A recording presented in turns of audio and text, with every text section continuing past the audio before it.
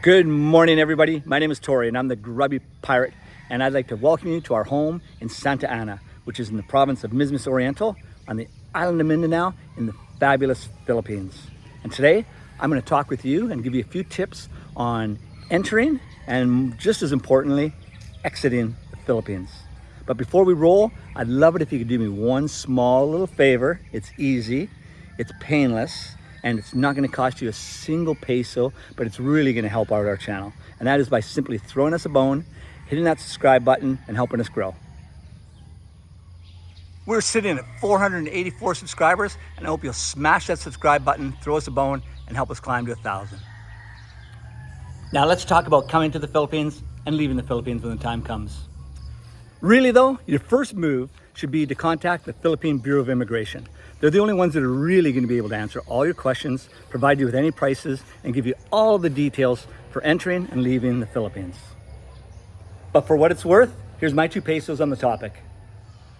The first requirement for entry into the Philippines is the complete registration of your e-travel or customs declaration. This is an online process that can be filled out 72 hours before your flight. And again, it's mandatory for anybody entering the Philippines.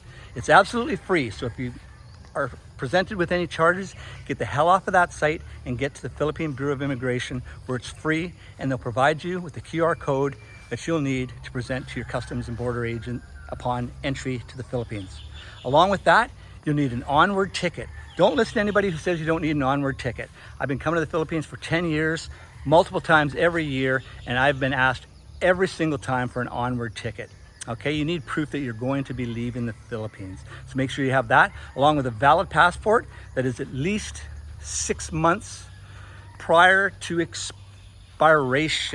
Okay, this is very important that you have more than 6 months left on that, because they will not let you in if you have anything, even 5 months and 29 days. I learned the hard way the first time I ever came. For most people coming to the Philippines, you're going to receive a 30-day visa. This is free upon arrival and can be extended. You can basically stay in the Philippines for up to 3 years without technically leaving. You just need to continually extend that visa. And as long as you do that, you're fine and golden. Now, on the second extension, you do have to apply for an ACR card. It's mandatory. That's an Alien Certificate of Registration. Now, receiving this actually gives you some advantages. It allows you to open up a Philippine bank account and also provides you with a sound piece of local Philippine identification. Leaving the Philippines on a visitor's visa is actually quite easy. If you stayed less than 6 months, it's simple. You just cruise through customs and bon voyage, you're on your way. Now, if you've stayed more than 6 months, that's a little bit different. You're going to need an exit clearance. This can be obtained at any Bureau of Immigration office, and it's a bit of a process. You do need to be fingerprinted. You have to provide 2 photos, and it's a bit of a process. I recommend doing that about a week before you actually leave. Now, another thing is, don't wait till you get to the airport to do that.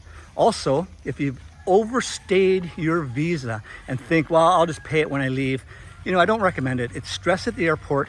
And if there's one thing I know about the Philippines, things don't always go as smoothly as you might hope they do. So why wait to the last moment?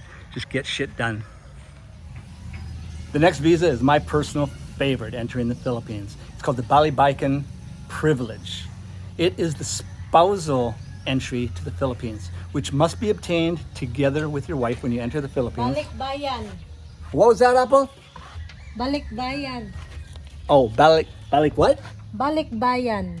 Thank you. So that's the best visa to get. It's a privilege. It is granted upon arrival with your spouse coming into the Philippines. You do have to provide your marriage certificate. They won't give you one without it. If you come by yourself and say, well, I'm married, here's my ring, let me in for a year. No, it's not going to happen. You have to travel together. I've tried it when I entered by myself. Never works. So you need your spouse with you. You need your marriage certificate, and that's pretty much it. You're granted 1 year entry to the Philippines without having to renew your visa. Visa free for a year.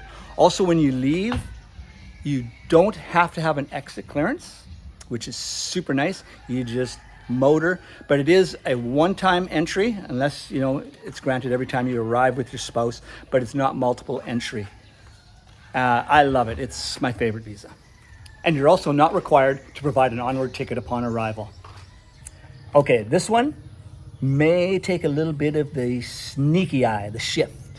In other words, a little bit of this. The reason being, I don't know it off the top of my head, okay, but I do have it in notes. So that's where it's coming from. So I hope you can live with that. Now, the next visa is the 13A Permanent Residency Visa. This requires a request from your Filipino spouse to the Bureau of Immigration.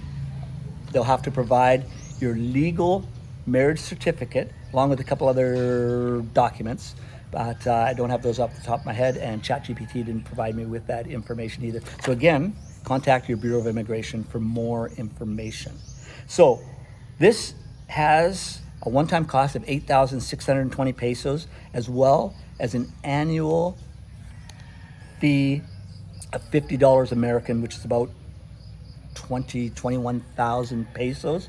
And this fee is for the alien certificate of registration that comes with the visa. And again, it's beneficial. Now, once approved, the foreign spouse can stay indefinitely in the Philippines. You won't require an onward ticket. It's multiple entry. You don't have to come and go with a spouse. It's a good one. It's a really good one. So that's the 13A Permanent Residency Visa. You also won't require the exit clearance, okay? But whenever you travel with this, just make sure that you always travel with your ACR card, okay? Valid passport, and of course, the copy of your marriage certificate. I don't leave home without mine. She's got me working. It's time to go to school, guys.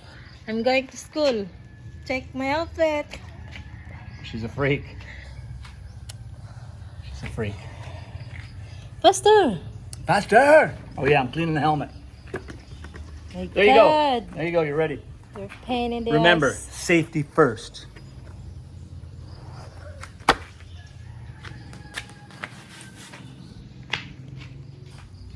Okay, enough of that shenanigans. Can you tell that I have ADHD?